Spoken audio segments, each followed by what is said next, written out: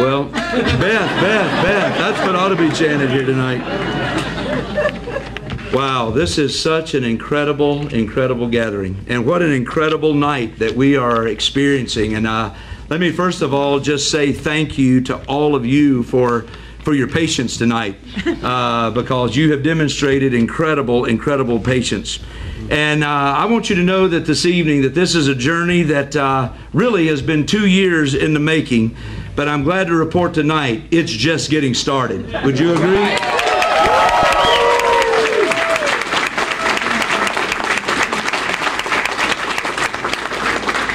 I absolutely want to start tonight by thanking our dear Lord, who has blessed my family and has blessed this campaign and has guided our path. And I'm just going to tell you, I mean this from the bottom of my heart, and you know I do. Without him, we would not be standing here tonight. And all of us know that. All of us know that. I also am quite serious when I want to say that without the support of this dear woman who has been my wife for over 31 years, we would not be standing here tonight. I want to thank Laura, John, and Matthew, our children, and Mallory, who's here, and Carrie Ann and Jordan, who are not able to be here tonight, and our 6 grandchildren, because I got to tell you, I have the greatest family in the world who has been our rock and has been such a foundation for all of us. In fact, the other Friday when it was pouring rain and about 45 degrees and Matthew was standing out in the rain working a pole, he said to me, "Dad, this counts as 3 days, right?" And it probably should have counted as 3 days. But I'm also thankful tonight because, listen, there's another group we would not be here without, and that is a phenomenal campaign staff and our volunteers and all of the great folks and all of the organizations that have supported this campaign, because you have worked tirelessly, you have worked with a committed heart, you have been willing to knock doors, you have been willing to make phone calls, you have given, and I mean given and given and given money until you're probably tired of hearing from me. In fact, I know some of you have quit taking my calls, and I don't blame you. I would have quit taking them as well. But you have been there, and listen, I'm not going to get into names tonight because I'd end up leaving somebody out, but I will know that I'm going to have the opportunity to personally thank each of you over the next coming days, because tonight's victory that we're here to celebrate is a result of your hard work and what you did. Give each other a hand here tonight, because you have done it.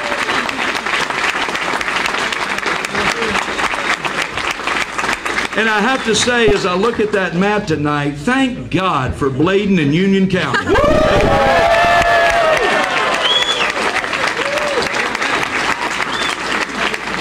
I also want to take a moment tonight, from the bottom of my heart, to offer my thanks to President Donald J. Trump.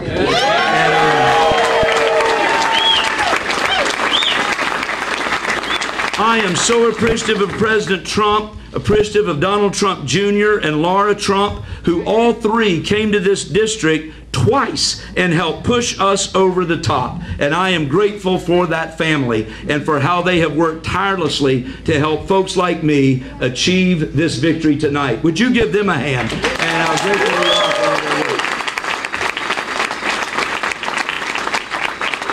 It is also my pleasure tonight to thank my friends and future colleagues who have gone above and beyond the call of duty and have come to help us in incredible ways. Folks like Congressman Steve Scalise, Congressman Kevin McCarthy, Congressman Jim Jordan, Congresswoman Virginia Fox, Congressman Richard Hudson, Congressman Patrick McHenry, and especially Congressman Mark Meadows. Mark Meadows took me under his wing and did yeoman's work to help get our message out to the people. And I'm just telling you tonight, you can hear the media talk about divisions among Republicans at times in Washington, D.C., but the experience that Beth and I have had is that the Republican leadership from all over this district, all over this state, and all over this country have stood with this campaign, and I want to thank them tonight from the bottom of my heart.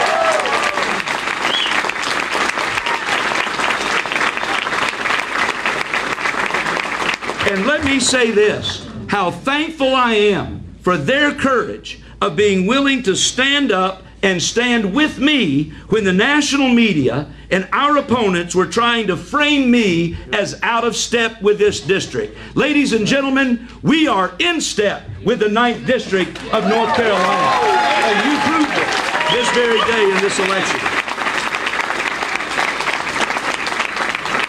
I want to say a very special thank you to everyone who came out and voted over these last 3 weeks. I'm incredibly grateful for the voters of the 9th District who've been willing to show their confidence in us and voice their support for our message of economic growth, job creation, lower taxes, less government, and reining in out-of-control spending. It's about time, wouldn't you say? Yeah.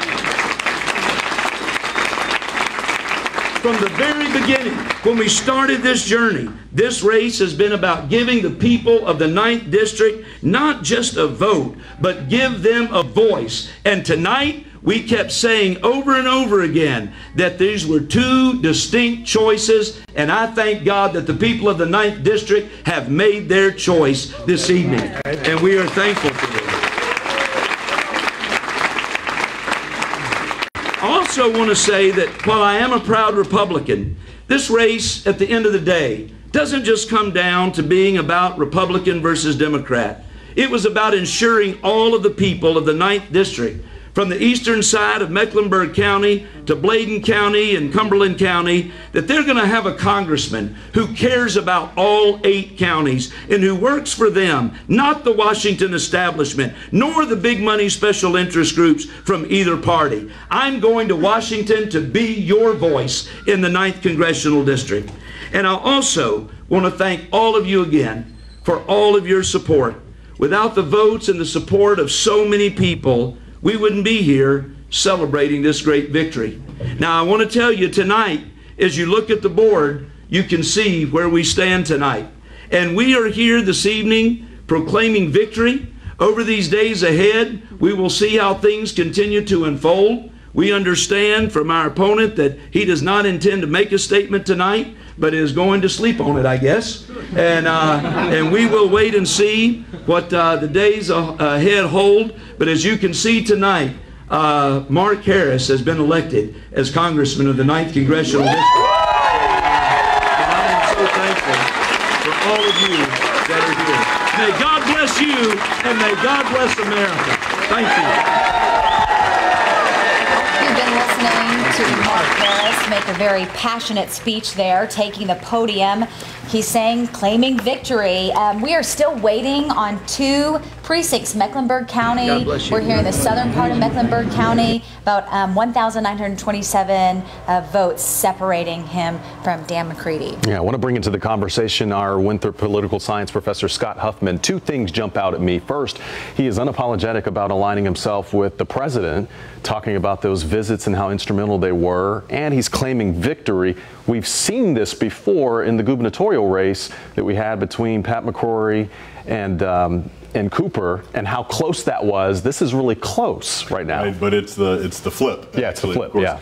Now the difference is in the statewide races, the threshold for a recount is 0.5%. Mm-hmm. Now in non-statewide races, it's 1%, and this race is within the 1% threshold. We still have those 2 outstanding precincts. They will not make up the 1,927 votes, but we have provisional ballots coming in. We'll through the end of the week, we'll have mail-in ballots coming in.